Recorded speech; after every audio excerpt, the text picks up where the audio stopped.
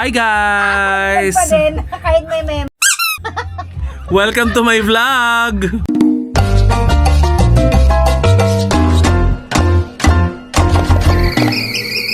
Hi guys! Ayan, so masaya lang tayo today. We're a happy, alive person in this world. So amazing! So lucky to have this life. Yung bully mong friend. Kasi may singaw sa ngipin. Ay, sa ngipin pala. Hindi ako makapagsalita kasi. May singaw siya. May singaw ako. Lahi kasi namin. Di ba yung kapatid ko, singawin din. Wala na. Bait mo today Visit ka talaga. Bubulihin kita. Wala tayong sasabihin. Nakakaloka tong si Cara talaga, oo. Anyway, magva-vlog pa rin naman tayo, daily vlog tayo. May mga bagay lang tayong kailangang iwasang pag-usapan. But, yeah, I will update you ng mga pangyayari sa akin araw-araw. Hanggat kaya ng oras, sige. So, mamaya, pupunta ako ng, hindi ko alam kung saan ba yun, BGC ba yun? Event ng, ng Bingo Plus. Ayan, na-invite tayo. Kasama ko mamaya si Kapitana Sisa. Si Gagambatar. Sabi niya kasi gagambang avatar daw siya. So Gagambatar. Ayan. Kasama ako syempre ang Gagambusog. Ayan. Kasama namin si Jimbo mamaya. At ilan pa mga staff ng Energy FM. So yeah, nothing special. Katatapos lang ng programa and ng live ko sa TikTok. So, samahan niyo ako. Medyo nakakatamad tong araw na ito. Hindi masyadong, pero mamaya, mag-upload din tayo. Maaaring magdalawang vlog tayo ngayong araw na ito. Kasi,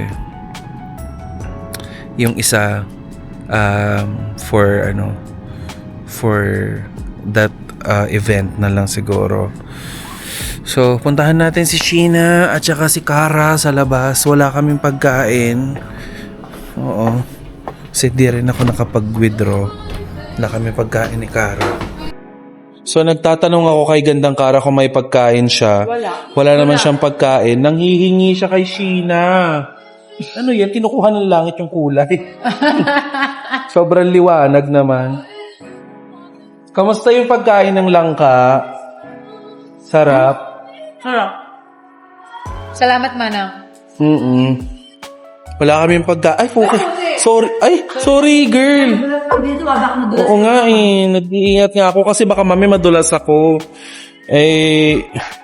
Mahirap na. Ano ba So yun, nag-order na si Gandang Cara sa McDonald's kasi yun naman yung pwede namin kainin. Sobrang sarap ng pagkain ni Sheena kasi naka-langka siya na ginisa. Sayang din yung naabutin si Manang. Si Manang yung nagtitinda dati dito? Oo. Umakyat na ulit siya? Ay, hindi. Sa baba lang. Sa Pinatawag baba lang lang. ni Kuya. Ito chicken fillet yan. Oo. Bakit dalawa? Chicken alaking.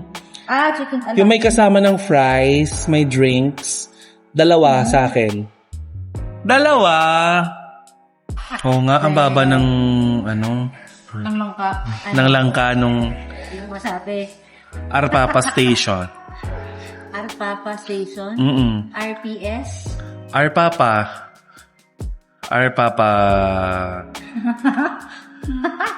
Hirap na hirap. Bawal mag-vlog! Charing. Hindi, magkwentuhan na lang tayo tungkol sa previous job nyo. Ikaw, anong trabaho mo bago ka makapasok sa Energy FM? Accountant. Brand specialist. Brand specialist? Ng anong brand? Nag-start ako PA. Tapos after 2 weeks, PA pinromote nino? ako agad. PA? Advertising agency. Oo, talaga? Malakas sweldo dun sa advertising. Malakas sweldo mo nun. Bakit ka umalis doon, Hindi. ma? Nung panahon na yun. Bakit ka umalis doon? Eto, energy. And then Aww. nag-offer, inoferan ka dito? Sino kumuha sa'yo? Ang in-applyan ko dito nun, account executive. Tama. Girl, hindi ba baliktad yung suot mo? Hindi. Hindi, ang ganda nga. Ganyan talaga siya. Kasi mataas okay. Account exec, Account executive. Oh. Tapos, hindi ako natanggap. Pero during the interview, ang labo ng sagot ko, ay sabi, ano pang kaya mong gawin bukod sa pagsusulat? Nagboses akong chipmunks. Ang layo sa inaplayan. Ba't bigla ka nagboses? Tinanong niya eh, ang literal ng pagkakatanggap ko na, ano pang kaya mong gawin? Sinabi ko, So, literal mo. Oo. Max ka talaga? Nag-chipmunks ako, girl. Naalala mo pa kung sino nag-interview sa'yo dati? Si Miss Ems. Si Miss Ems din. Oo, Okay. HR. Tapos yun, tinago pala nila yung boses, ganyan. Tapos after parang ilang months ata, sinabihan na ako sa cellphone na hindi ka tanggap. Sabi ko, okay, sige. Naghanap na ako ng ibang work. Oh. Natanggap na ako doon. Tapos after 6 months, bigla may tumawag. Sabi, baka po interesado kayo, ganyan. Sabi ko pa, ay sorry, may work na ako, ganyan. Hindi ako tinanggap eh. Oo. Parang ganun, oo. Tapos yung pala, open po yung position sa radio DJ. Dinugulat ako. Sabi ko, ha? Radio DJ. Bakit yun agad, no? Parang ano. Tapos yun na. Ang layo naman ng in-applyan ko.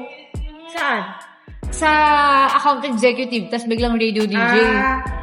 So yun na. Di, sabi ko, sige, try lang. Iniyak ko pa yun kasi feeling ko, hindi naman ako tatanggap. Sabi ko, Oo. na ayoko. Yun na, ano naman ako. Hindi. Tumuloy ako, na-aksidente pa ako sa motor. Oh my Ayan, gosh. no? Sinulat ni Mr. Fu yun. Ako yung babaeng duguan. Oh? Kasi, after nung aksidente, dumiretso ako kagad dito. Alas 8 ng umaga yun. Alas 2 yung aksidente. So, nagpo-hospital muna, ganun. Tapos pagdating ko sa office, as in, fresh pa yung dugo. Sino nag-drive? Taco, red timpladong chika, swak sa panlasa, chika na may laman, hindi lang basta daldalan. Kada kwento may bagong sorpresa sa Taco, chikang panalo talaga. Ay, dati. Okay. Okay. Okay. Pass na, pass. Oh. Tapos yun, nakita ko ni Mr. Fu, sabi niya, ay, ano nangyari sa'yo? Na-aksidente po ako, ganun-ganun. Tapos, after nung interview, natandaan niya ako, nagmarka. Sabi niya, sige, tanggapin niyo na yung babaeng duguan. Yun na. Oh. May ano din siya, may, ano yung tawag doon sabi ni bawal na rin mabasabihin yung pangalan.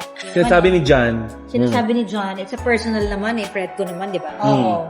May sinasabi si John na ano daw yung may talent ka sa pagpili, may taong gano'n, yung marunong mamili. May nakikita siya. Oo, na so hindi siguro natin nung nakikita. na tumatak ka kay Mr. Fu, yung babaeng duguan, yun yung naalala niya, sabi, may something to. Minsan may gano'n eh, yung may something na mapipili mo. Parang walang something ng mga panahon na yun. So sabi ko, dahil totoo ba? Ayun, tanggap ako. So yun.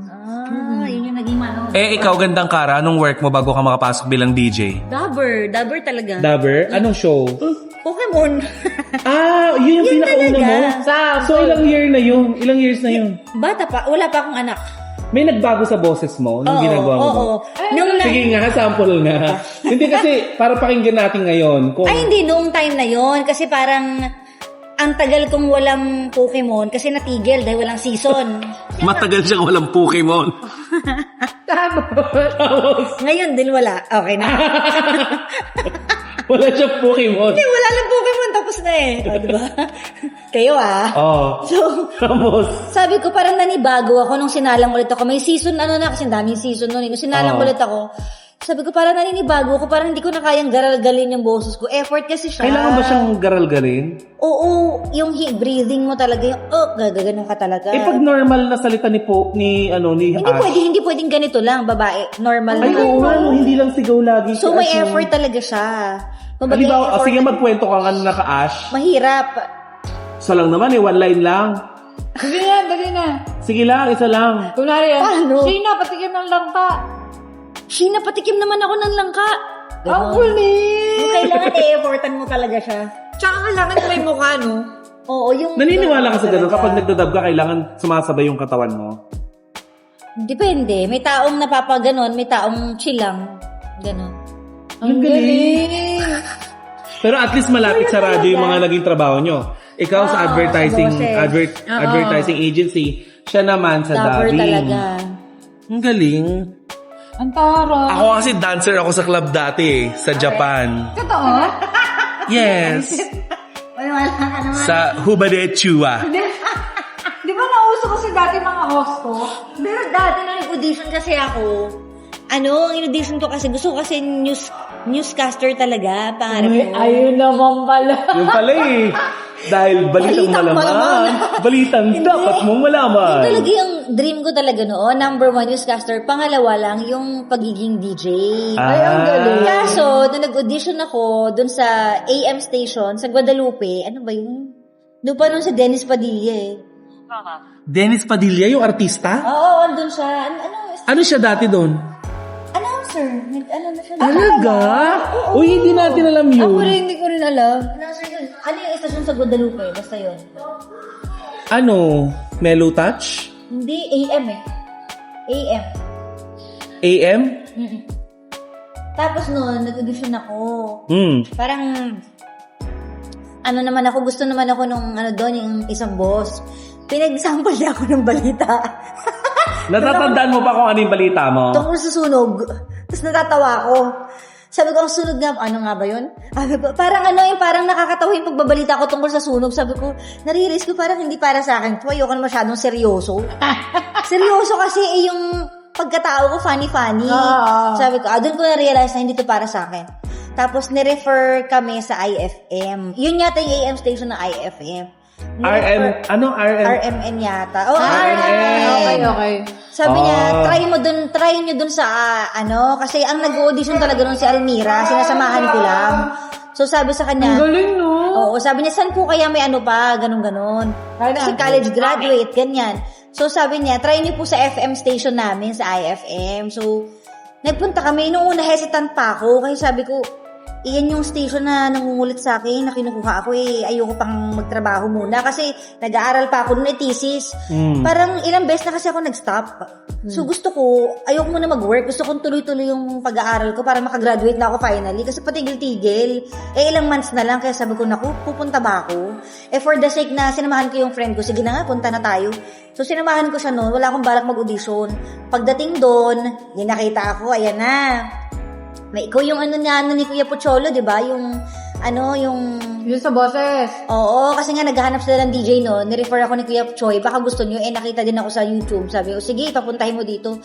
Sabi ko, ito na, finally, dito na ako. Parang ayoko pa, baka mamaya, anuhin ako. Hindi nga ako nagkamali. Nung pinatesting kaming dalawa, pinag-audition kami. After ni Almira, nag-audition siya. Ako naman, nag-audition din ako. Maya-maya kinausap ako. Sabi sa akin, sige, mag-start ka na bukas. Wala. Ha? Seryoso po ba? Pero nung time na yon, tapos na nga ako nun, gumraduate na ako. Sabi ko, sige, finally, mukhang pwede na siguro.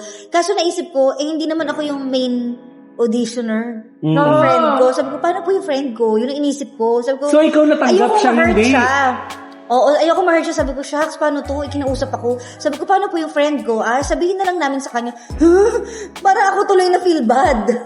Paano natanggap ni Almira yun nung panahon na yun? Siyempre na-hurt siya kasi parang pero after... Naramdaman mo na na-hurt siya pa? Oo naman. Nagtampo siya sa'yo? Hindi naman siya nagtampo. Hindi naman siya ganun kapeti na magtatampo Ngayon? Natanggap niya na yun. Support naman din siya. Hoy. So, ayun na. Doon na nag-start. Buisit ka. Doon na nag-start. So, tuloy-tuloy na. Oo. Tapos yung IFM, hindi kasi ako naniniwala sa sarili ko.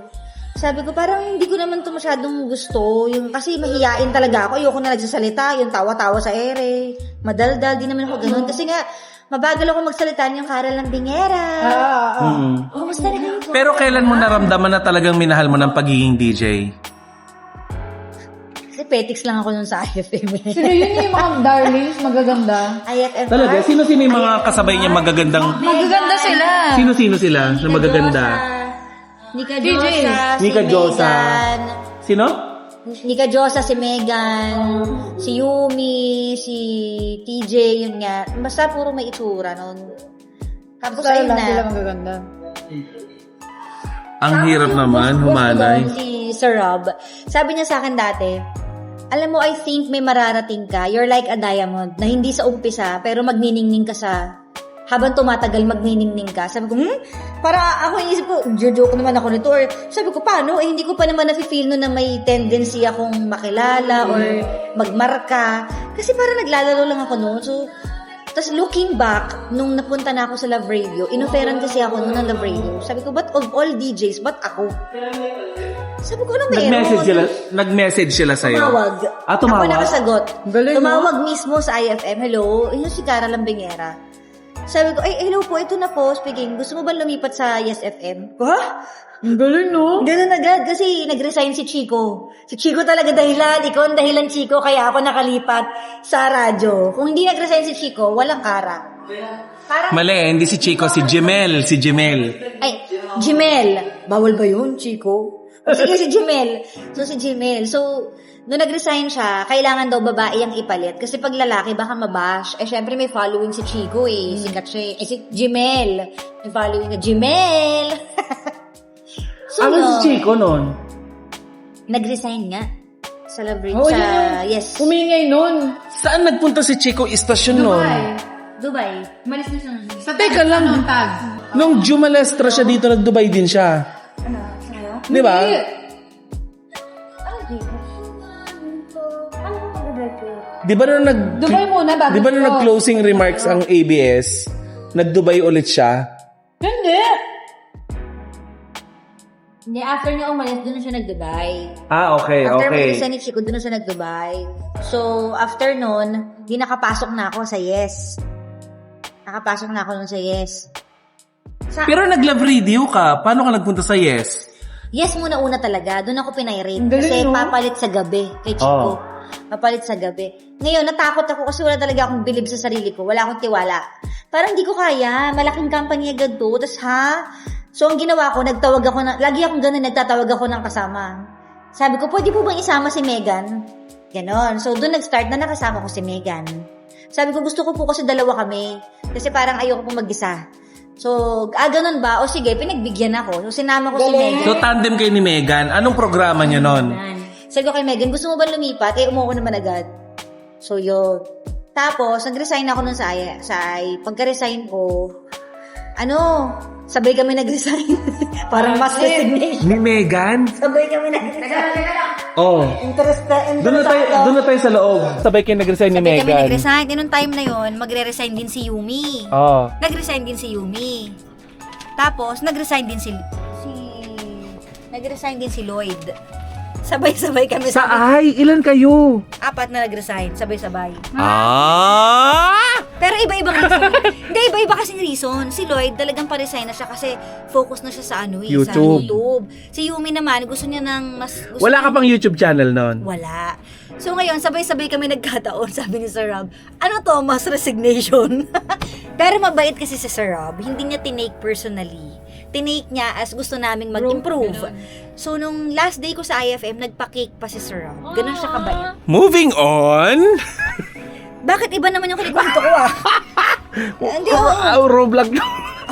Hindi yun nga, nagpa-cake siya. Parang nagpa-thank you siya sa akin. Sabi niya, good luck to your next career. So, wala akong bad blood talaga. Kaya sobrang bait na IFM. Nagkakausap pa rin kayo hanggang ngayon? Oo.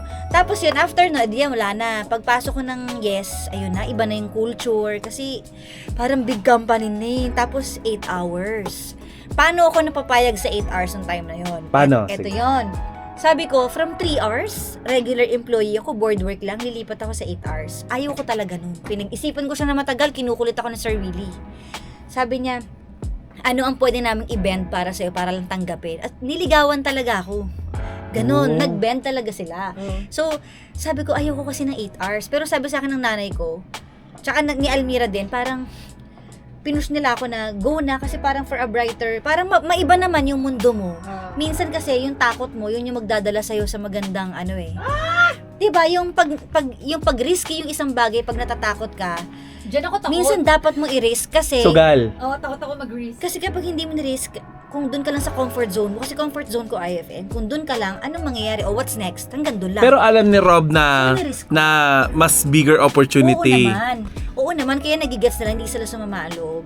Kaya sabi ko, shucks, paano kaya? Tas 8 hours. Tapos sabi ko, sir, kapag Thursday, may pulong kami, hindi ako pwedeng umabsent kasi uunahin ko yung faith ko. Oo. Tapos, paano po yun? Eh di, may dubbing ako. Ang dami ko sinabi ko lahat. Nilatag ko, hindi ko pwedeng hindi ako pumunta. Ayoko pa magstay sa office for 8 hours. Binigay lahat. Oh. Sabi ko, yun ang sign kapag binigay lahat. Sabi ko, ganun po ba? sabi niya, sige, pag may pulong ka, umuwi ka. Umalis ka. Yes, umalis ka, mag-dub ka, okay lang sa kanila. So, may freedom ako. Yun yung nagustuhan ko. Tapos noon, sabi ko, sige na nga, itry ko. So yun, kaso yun na nga, hanggang sa nalipat na ako sa Love Radio. Paano ka naman napunta sa Love Radio? Nung nag-trending ako sa Yes, nung umiingay na yung pangalan ko Bakit sa ka Yes, nag-trending sa Yes? Pokemon, Okay. sabi nila mukhang good to para sa Love Radio. Eh yung Love Radio nung parang nag-number, bumaba. So parang gusto nila full pack sa Love na lahat kailangan yung Personality. oo. Galing. So nilipat ako dun sa Love Radio. Ang galing ng humble beginning. Oo, tapos nag-resign naman si si John. Si John. So ako naman yung pumalit sa gabi. Naging maingay yun. Alam mo ba, Sa yung pwesto status niya. ko pa yun sa Facebook, sabi ko, hala, wala na si Papa John. Oo, si Papa John. Tapos nung ako na yung pumalit sa gabi, hindi ko din kaya. Ni-request ko ulit. Ulit naman sabi ko, Sasalita ka na? Yes. Okay, sa part 2 ng vlog!